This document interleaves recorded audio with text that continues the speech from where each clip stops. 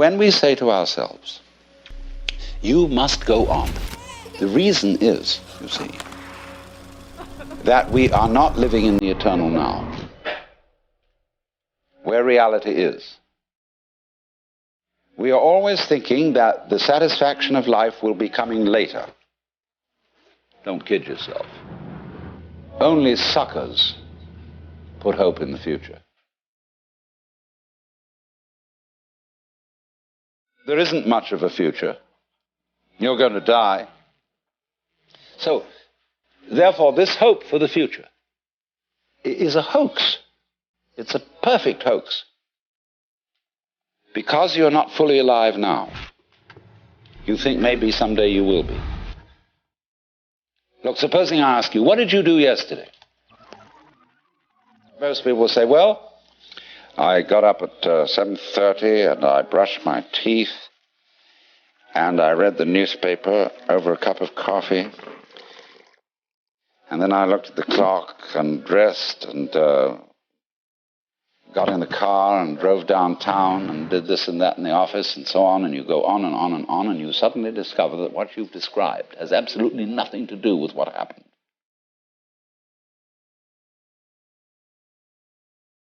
You've described a fleshless list of abstractions, whereas if you were actually aware of what went on, you could never describe it. Because nature is multidimensional. Language is linear. Language is scrawny. And therefore, if you identify the world as it is with the way the world is described, it's as if you were trying to eat dollar bills and expect a nutritious diet. Or eat numbers. A lot of people eat numbers. People play the stock market. They're doing nothing but eating numbers. And they're always unhappy. Absolutely miserable. Because they never get anything. So, therefore, they always hope more is coming. Because they believe that if they eat enough dollar bills, eventually something satisfactory will happen. So, eating the abstractions all the time, we want more time.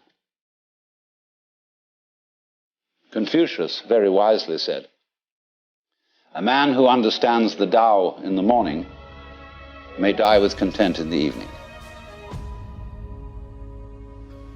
Because when you understand, you don't put your hope in time. Time won't solve a thing. And the Christian word for sinning in Greek is amatanin, which means to miss the point. And the point is eternal life, which is here and now.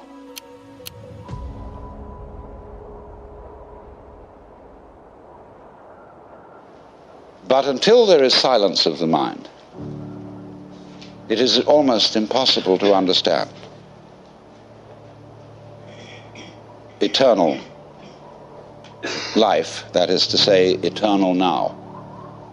When you are fully aware and not thinking, you will notice some amazing absences.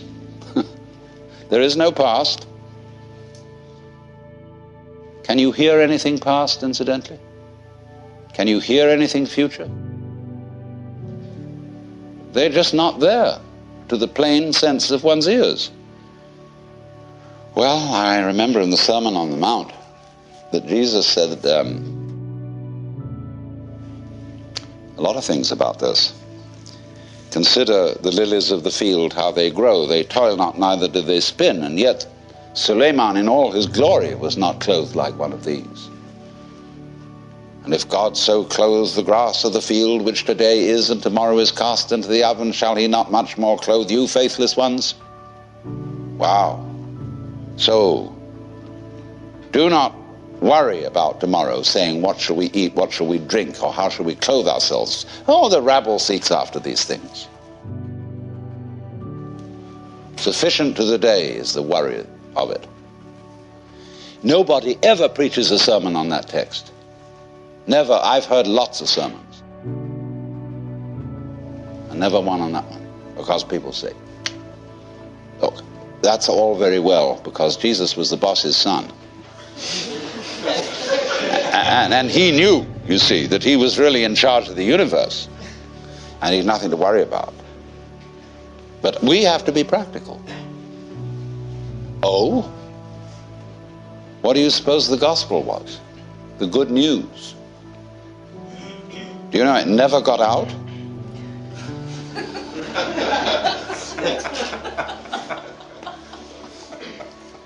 You too are the boss's son. That was the gospel. Lots of people in India know that perfectly well. When you get to be a certain age and after you've studied long enough with a certain guru, then and then only may you realize this. If you've put in the time, they finally let you in. Here you have to wait until you're dead. The only place to begin is now. Because here's where we are. So why put it off? A lot of people say, well, I'm not ready. What do you mean you're not ready? What do you have to be ready? I'm not good enough. I'm perhaps not old enough, not mature enough. Still am frightened of pain. I'm still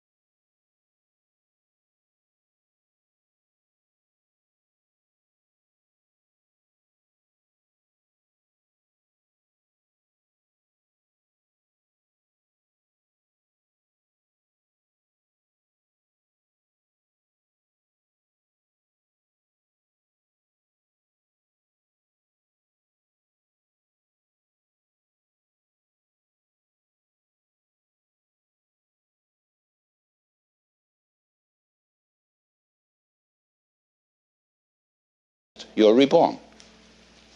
You become everything. In the words of Sir Edwin Arnold, foregoing self, the universe grows I.